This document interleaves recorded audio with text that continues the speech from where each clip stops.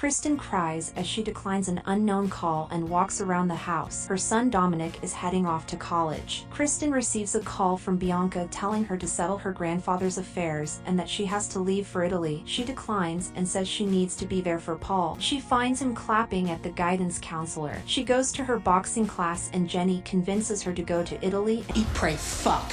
Kristen gets to Italy, she falls and Lorenzo catches her. Kristen is escorted by Aldo and Dante to her grandfather's funeral. She meets Bianca and her second cousin Fabrizio. They walk through town with the casket. Kristen finds out her grandfather used to make wine. People start shooting at them and they run through an alley and get into a car and drive away. Kristen finds out her father and grandfather were killed by the Romanos and they were the ones hooting at the funeral. Her grandfather wants her to become the Balbano family boss, but she declines. Fabrizio says he should be the boss and Kristen agrees. They ask her if they should take care of his cheating husband. She says no and tries to leave. Bianca convinces her to stomp on grapes to make wine the old way. Bianca explains that she has to meet with the Romanos and offer them a piece of the land east to stop the war. It can't be Fabrizio because he is too hot-headed. They will let her be Lorenzo after she meets with the Romanos. She dresses up and Kristen starts flirting with Carlo Romano. He invites her to his room. They kiss and she leaves to use the toilet. Carlo pours 2 drinks and pulls a vial out of his cheeks and pours it into her drink. He takes a call and she swaps the drinks. They drink it and he tells her he doesn't make love to dead women. Carlo chokes and dies. Poison penis. They kill the guards. They start sawing the body parts. Kristen tries to leave, but Bianca says they will follow her. Bianca says she did a good thing. It will send a message to the Romanos. Mammon takes over and hires a hitman to get revenge. Kristen goes on a date with Lorenzo at his house, and the bodyguards are forced to a bunch of food by the aunt. They are about to kiss, but Kristen realizes she has a work call. They rush home, and the bodyguards leave to buy medication for Aldo's mom. She takes the Zoom meeting, but she is muted and the assassin tries to be a pervert and she kills him. She is let go from her job. She goes to Lorenzo and they have some passionate fun. They meet with the Romanos. They have peace. Fabrizio welcomes her to the family and says that they respect her. Bianca tells her about her prosthetic steel leg. Kristen starts an import-export business and sells to locals in Italy. They remake the wine and make it taste better. She goes on a date with Lorenzo and Paul stops them. They take him to the villa. Paul says they don't have any money left in the joint bank account, and Kristen says he is a grown-ass man and can figure it out himself. Kristen goes to a meeting with the Romano. She announces that she is going to retire and Lorenzo and his aunt arrest everyone. She finds out he was on a mission and his name is Rudy, and that's not his aunt, but his boss. They go to court and Jenny is her criminal defense lawyer. The judge decides she is acquittal, meaning she isn't charged with being a mafia boss for the Balbano. They return home and find Dante shot. She finds out Bianca has been shot and she finds Paul and Dominic tied up. Fabrizio tells her to let him be boss and Bianca comes back and saves them. Kristen lets Fabrizio fall into the grape crusher. They drink Fabrizio's blood wine. She decides to stay in Italy. She gifts the Romanos Fabrizio's finger. Eat, pray, fuck.